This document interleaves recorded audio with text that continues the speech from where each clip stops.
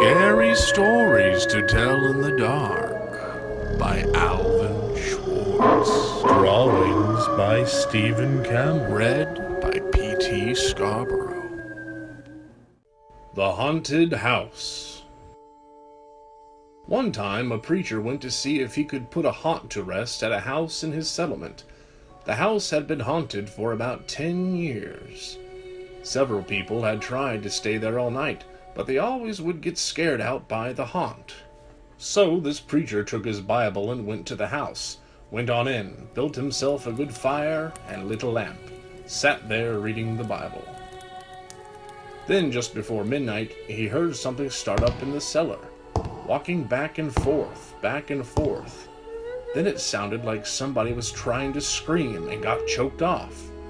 Then there was a lot of thrashing around and struggling, and finally, everything got quiet.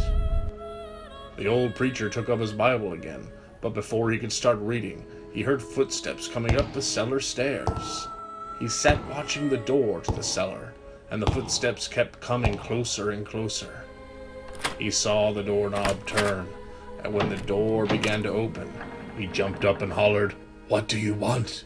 The door shut back easy-like, and there wasn't a sound. The preacher was trembling a little, but he finally opened the Bible and read a while. Then he got up and laid the book on the chair and went to mending the fire. Then the haunt started walking again, and step, step, step up the cellar stairs. The old preacher sat watching the door, saw the doorknob turn, and the door opened. It looked like a young woman.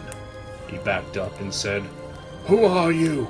What do you want?" The haunt sort of swayed like she didn't know what to do. Then she just faded away. The old preacher waited, and when he didn't hear any more noises, he went over and shut the door.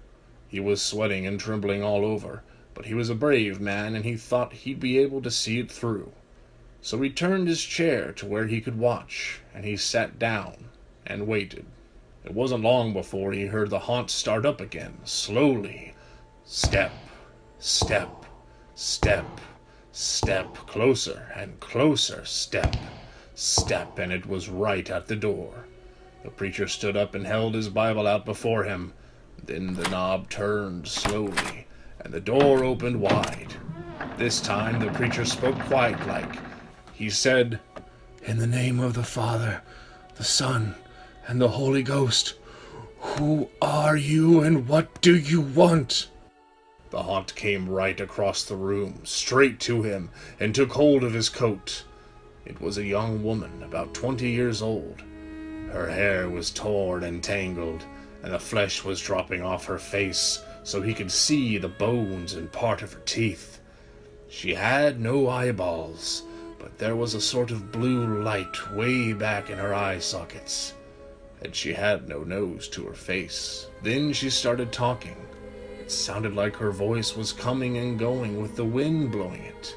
She told how her lover had killed her for her money and buried her in the cellar. She said if the preacher would dig up her bones and bury her properly, she could rest. Then she told him to take the end joint of the little finger from her left hand and to lay it in the collection plate at the church next meeting, and he'd find out who had murdered her.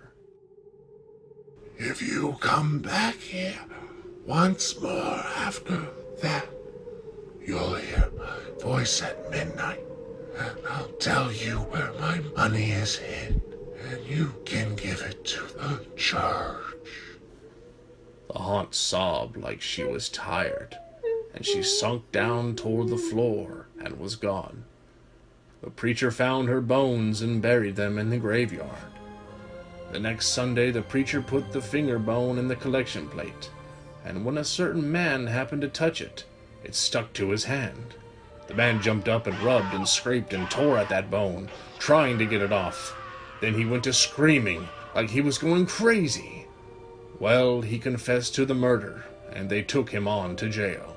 After the man was hung, the preacher went back to the house one midnight, and the haunt's voice told him to dig under the hearth rock. He did, and he found a big sack of money. And where that haunt had held on to his coat, The print of those bony fingers was burned right into the cloth. It never did come out.